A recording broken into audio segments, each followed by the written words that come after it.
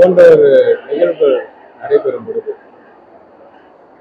அந்த நிகழ்வுகள் சார்பாக நம்முடைய உயர் அதிகாரிகள் மூலமாக குறிப்பாக நம்முடைய இயக்குனர் தலைமையில் ஒரு என்கொயரி போடுறது நம்ம வழக்கம்.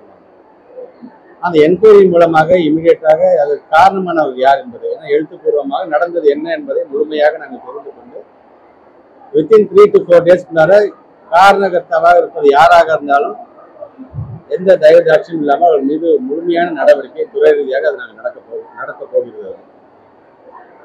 அதனால்தான் இன்றைக்கு எந்த இடத்துல எங்களுடைய பிள்ளைகளுக்கு தவறான கருத்துக்கள் பதியப்பட்டிருக்கின்றதோ அதே இடத்தில் நாங்கள் முற்போக்கு சிந்தனையை கொண்டு நம்முடைய ஒரு தலைமை ஆசிரியராக 30 ஆண்டு காலம் பணியாற்றியவரை கொண்டு நம்முடைய பிள்ளைகளுக்கு எது தேவை என்பதை எடுத்து சொல்கின்ற விதமாக இன்றைக்கு கல்வி மட்டுமே சமத்துவ மலர்ச்சி மிகப்பெரிய ஆயுதம் என்கின்ற அந்த கருத்தை நாங்கள் வைத்திருக்கின்றோம். இது ஒரு புறம்.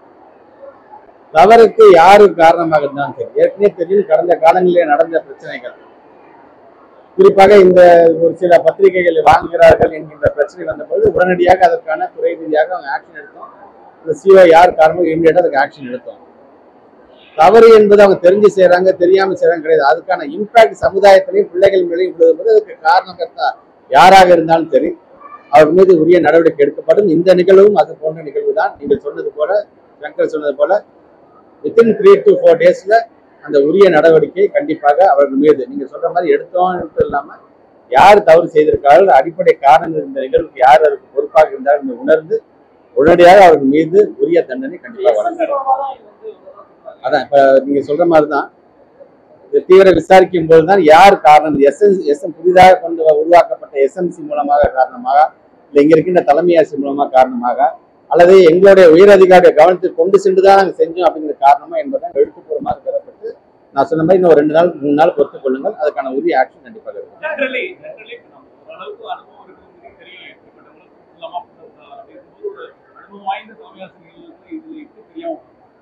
பொதுவாக நம்ம அசோக் நகர் பள்ளிக்கூடத்தை பொறுத்தவரைக்கும் பல முன்னெடுப்புகளை, பல சாதனைகளை, பல வரலாறுகளை பெற்றிருக்கின்ற ஒரு பள்ளிக்கூடம். நானே பல நிகழ்ச்சிக்கு நான் வந்திருக்கேன், நீங்களுமே வந்திருக்கீங்க எல்லாருமே. அதையும் தாண்டி இப்படிப்பட்ட ஒரு நிகழ்வு நடைபெற்றிருக்கிறது என்பது வேதனைக்குரியது என்பதை சொல்வதை காட்டிலும் இது கண்டிக்கக்கூடியதாக, கண்டனத்திற்குரியதாகத்தான் ஒரு அமைச்சராக நான் என்னுடைய கருத்தை பதிவு செய்கின்றேன். இது தவறு யார் செய்தாலும் சரி அதுக்கு உரிய நடவடிக்கை கண்டிப்பாக எடுக்கப்படும். ஏற்கனவே பல நேரங்கள் நம்ம சர்க்குலர் கொடுத்ததாக சரி, ஒவ்வொரு மாசம் நடக்கின்ற சிஓஸ் மீட்டிங்லையும் வலியுறுத்தி ஒரு சர்க்குலரை நீங்க இஷ்யூ பண்ணும்போதாக இருந்தாலும் சரி, ஓரலாக இன்ஸ்ட்ரக்ஷன் கொடுக்கும் போதாக இருந்தாலும் சரி, இப்படி எல்லாம் இதெல்லாம் மனதில் வைத்துக் கொண்டுதான் கொடுக்க நம்ம இவ்வளவோ சொல்லியிருக்கோம். நாங்க அதையும் மீறி இது மாதிரியாக நடக்கும் பொழுது நீங்க சொன்ன மாதிரி இது எங்களுடைய உயரதிகார கவனத்தை கொண்டு சென்று செய்தார்களா, இல்லாத அவர்களாகவே தங்களாகவே இந்த முடிவை எடுத்து செய்தார்கள் என்ற உரிய விசாரணை மேற்கொண்டு அதற்கு காரணமாக இருக்கின்ற அதிகாரிகள் யாராக இருந்தாலும் அவர் மீது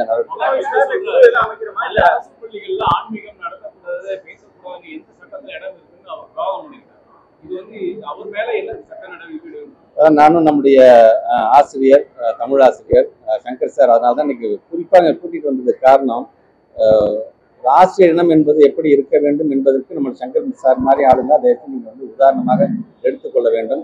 கண் பார்வை இல்லை என்று சொல்லலாம், தன்னுடைய கல்வி அறிவை கொண்டு எப்படி கேள்வி கேட்டாருங்கிறதே எனக்கு அவ்வளோ ஒரு பெருமையாக இருக்கின்ற. அதனால்தான் இந்த மேடையில் அவர் ஏற்ற வேண்டும் என்று நான் ஆசைப்பட்டேன். இது நீங்கள் சொன்னது போல அவரிடம் அவர் வாக்குவாதம் செய்திருக்கிறது எல்லாம் நான் அவர்கிட்ட தனிப்பட்ட முறையில் கேட்டிருக்கேன் நான்.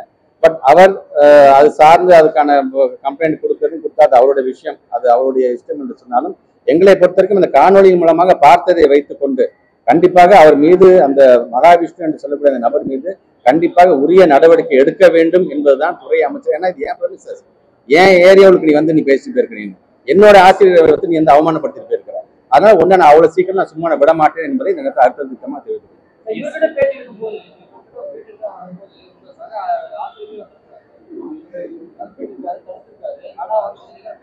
வேணாம், அது நிர்வாக ரீதியாக ஆசிரியர் பேட்டி கொடுக்க கூடாது அப்படிங்கிற ஒரு விதியை. பட் எதுவாக இருந்தாலும் நான் அவருடன் அமர்ந்து பேசும்போது கூட நானும் அவருடன் நான் சொல்றது நீங்க துணிஞ்சு பண்ணுங்க, நாங்க நிக்கிறோம் ஏன்னு சொன்னோம்.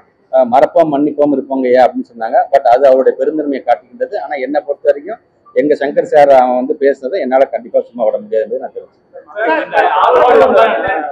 கண்டிப்பாக அந்த வருகின்ற எவிடன்ஸ் நமக்கு எவிடன்ஸே இருக்கு, அதுல வீடியோவே இருக்கு.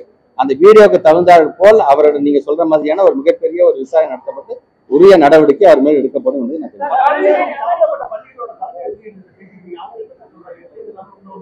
என்கொயரியில வந்ததுக்கு அப்புறம் நான் உங்களுக்கு நான் சொல்றேன். உங்களுக்கு முன்னாடி வச்சு என்கொயரி பண்றது நிர்வாகத்துக்கு கிடையாது. இது ஏற்கனவே நம்முடைய அலுவலர் பெருமக்கள் தலைமையில இயக்குநர் தலைமையில ஏற்கனவே சொன்ன மாதிரி ஒரு விசாரணை நாங்கள் இது வந்து ஒரு நிர்வாக ரீதியாக எடுக்கக்கூடிய ப்ரொசீஜர் தான். ஆனால் அந்த ப்ரொசீஜர் வந்து காலம்லாம் தாழ்த்த மாட்டாங்க. நான் உங்களுக்கு சொன்னது 3 நாள் நான் சொல்லியிருக்கேன். அந்த 3 நாள்ல உரிய நடவடிக்கை யாராக இருந்தாலும் எடுக்கணும்.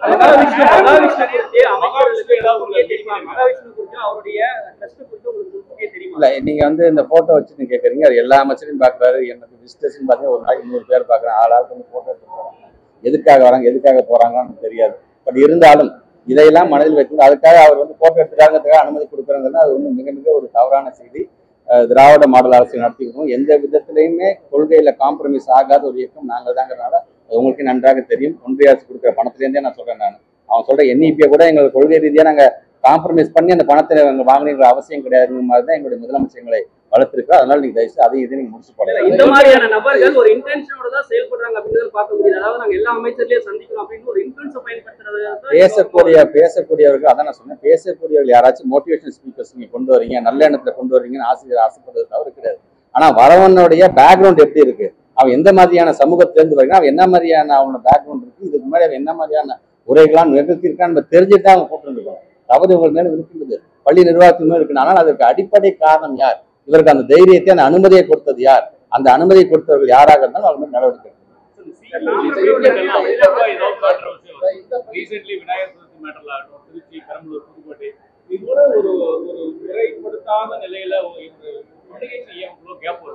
கேப்ல நீங்க சொல்ற மாதிரி அந்த விழா சம்பந்தமான 2 நாளைக்கு முன்னாடி அந்த சர்க்குலரை பொறுத்த வரைக்கும் என்வரான்மெண்ட் போர்டு ஜாயிண்ட் கமிஷனர் வந்து ஒரு சுற்றறிக்கை விட்டுருக்காரு எல்லா கலெக்டருக்கும்.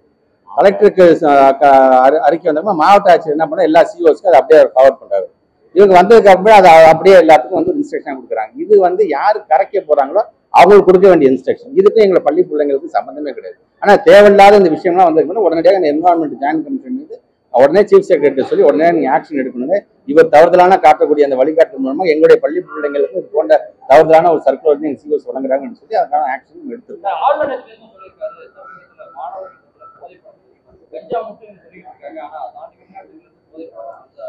நேற்று கூட பத்திரிகை துறை நண்பர்கள் கேட்கும்போது கூட நான் பதில் சொன்னதுதான். நம்முடைய மாண்பு தமிழ்நாட்டு முதலமைச்சர் வந்திருப்போ எத்தனை லட்சம் சொத்துக்களை முடக்கி இருக்கிறார், இது போன்ற விஷயங்கள் ஈடுபடக்கூடியவர்களுடைய சொத்துக்கள் முடக்கப்பட்டிருக்கின்றது, எத்தனை லட்சம் வழக்குகள் அவர் மீது பாயப்பட்டது என்று இரும்பு கரம் கொண்டு ஒவ்வொரு நாளும் இன்னைக்கு அதை அடுக்கி கொண்டுதான் இருக்கின்றார். பட் ஆனா அதையும் மீறி நம்ம நீங்க சொல்றது பாத்தீங்கன்னா ஒருத்தர் கருத்து சொல்லியிருக்காரு. அவர் அந்த கருத்து மட்டுமா சொல்லியிருக்காரு, நம்முடைய பாடத்திட்டத்தை பத்தியும் கருத்து சொல்றாரு, நம்மளுடைய சிஸ்டத்தை பத்தியும் கருத்து சொல்றாரு, எஜுகேஷன் சிஸ்டத்தை பத்தி அவர் இதுக்கான ஒரு வேலையை தொடர்ந்து செய்து கொண்டிருக்காருன்னு தான் அதை பார்க்கிறோம்.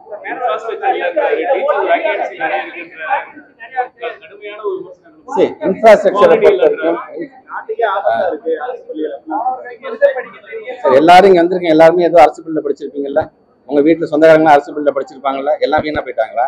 அரசு பள்ளியை குறை சொல்வது யாராக இருந்தாலும் ஒரு பள்ளிக்கல்வித்துறை அமைச்சராக கண்டிப்பாக நான் வந்து என்னுடைய கண்டனத்தை நான் கண்டிப்பா நான் தெரிவிச்சுக்கிறேன். இது வந்து தயவு செய்து திருப்பி சொல்றேன், நீங்க மாநில பாடத்திட்டத்தையும் எங்களுடைய அரசு பள்ளியோட பிள்ளைங்களை பத்தி எங்களுடைய பாடத்திட்டத்தை பற்றியும் சொல்வது என்பது எங்களுடைய ஆசிரியர் பெருமக்களும் எங்களுடைய மாணவ செல்வங்களும் எங்களை அவமானப்படுத்துவதும் சமம். இன்னைக்கு எவ்வளவோ பேர் நீங்க வந்து இப்ப ஐஎஸ்ஆர்ஓல இருக்கின்ற டைரக்டர்ஸ்ல இருந்து சரி, மயில்சாமி ஐயாவா இருந்தாலும் சரி, இப்படி ஒவ்வொருத்தரும் பாத்தீங்கன்னா எல்லாருமே, ஏன் நேற்று நான் பேசும்போது சொன்னேன் 40வது சீஃப் ஜஸ்டிஸா நான் இருக்கிறேன்னு ஒருத்தர் சொல்ல இருக்கிறேன் என்று சொன்னா நானும் அரசு பள்ளியில் படித்து வந்தவன் சொல்லும்போது இதெல்லாம் எங்களுக்கான பெருமை. இன்னைக்கு என்ன பொறுத்தவரைக்கும் ஏன் பத்திரிகை துறை ஊடகத்துறை சார்ந்த நண்பர்கள் வாயிலாக கேட்கிறேன், நான் எல்லா ஆசிரியர் பெருமக்களும் சரி, ஒவ்வொரு பள்ளிக்கூடத்திலிருந்து நம்முடைய பிள்ளைகள் என்னென்ன சாதனைகள் செய்திருக்கின்றார்கள், எந்தெந்த இடத்துல இன்னைக்கு உயர் பதவியில் இருக்கிறார்கள், யார் யாரும் ரிட்டையர்டான டீச்சர்ஸ் இருந்தாலும் உங்களை பரவாயில்ல உங்களுடைய பதிவுகளை நீங்கள் கொடுங்க. அப்பதான் அரசு பள்ளிங்கிறது என்ன செஞ்சிருக்கு, தமிழ்நாட்டில் நாம் எப்படி முன்னேறி கொண்டிருக்கிறோம் என்பதை இந்த மாதிரியான கருத்துக்களை யார் வைக்கிறார்களோ துறை சார்ந்து நாங்க வச்சா விட நீங்க அதை அரசியல் நீங்க சொல்றீங்க, அதெல்லாம் கடந்து ஒவ்வொரு ஆசிரியர் பெருமக்களுடைய வேண்டுகோளாக நீங்க உங்களுடைய பதிவுகளை நீங்க கொண்டு வாங்க. நீங்க பதிவுகளை கொண்டு வரும்போது தான் ஒட்டுமொத்தமாக நம்முடைய மக்களுக்கு பொதுமக்களுக்கும் இன்னும் நம் மீது ஒரு நம்பிக்கை வரும். இது போன்ற கருத்துக்களை வைப்பவர் யாராக இருந்தாலும் அவருக்கு பதிலடியாக இருக்கும்.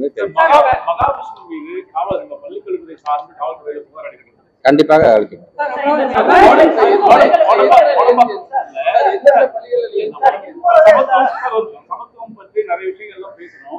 கோடம்பாக்கம் கவர்மெண்ட் ஸ்கூல்ல டீச்சர்ஸ் எல்லாருமே எக்ஸாம் ரூமுக்குள்ள போகும்போது செப்பல்லாம் வெளியே கழட்டி விட்டு உள்ள போகணும். டீச்சர்ஸ் எல்லாம் இன்னைக்கு அனுப்பியிருக்காங்க. எந்த வகையில ஆசிரியர்கள் அடக்குமுறை பண்றது, நான் பார்க்கறேன், எப்படி அனுமதிக்கிறது, எப்படி ஏத்துக்கிறாங்கன்ற நான் செக் பண்ணேன். இப்ப நீங்க சொல்றதுனால தெரியல, நான் விசாரிச்சுட்டு தான்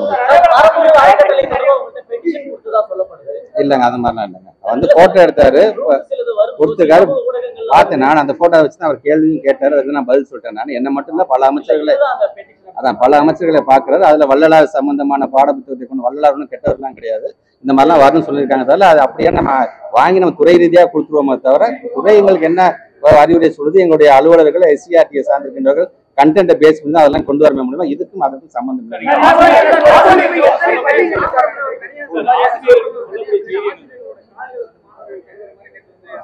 பார்த்தேன், வீடியோவும் பார்த்தேன், அதான் நம்ம விளக்கம் கேட்டு பார்த்தோம்னா இதெல்லாம் தேவையில்லாத இது என்ன மாதிரியான கல்ச்சர் இதில் ஆசிரியர்களை கொண்டாட ஒன்று தான். நாங்கள் கொண்டாடுற மாதிரி யாரும் கொண்டாடுறோம். ஆசிரியர் தினமாக இருந்தாலும் சரி, ஒவ்வொரு முறையும் ஒவ்வொரு பள்ளிக்கூடத்துக்கும் போகும்போது துறையினுடைய அமைச்சராக நானே வந்து ஒரு தலைமை ஆசிரியர் இருக்கையில் நான் அமர மாட்டேன். ஏன் டீச்சர்ஸோட சேர்ல கூட நான் உட்கார மாட்டேன், ஸ்டூடெண்ட்ஸில் உட்கார எல்லாருக்குமே தெரிஞ்சதான். ஆனால் என்ன மாதிரியான கல்ச்சரே இதில் போய் அவங்களுடைய பாதத்தை கழுவுதெல்லாம் வன்மையாக கண்டிக்கக்கூடியது. இனி இது போன்று நடக்காத வண்ணம் என்ன மாதிரியான சர்க்குலர் கொடுக்கணும் கண்டிப்பாக அதை கொடுக்கணும்.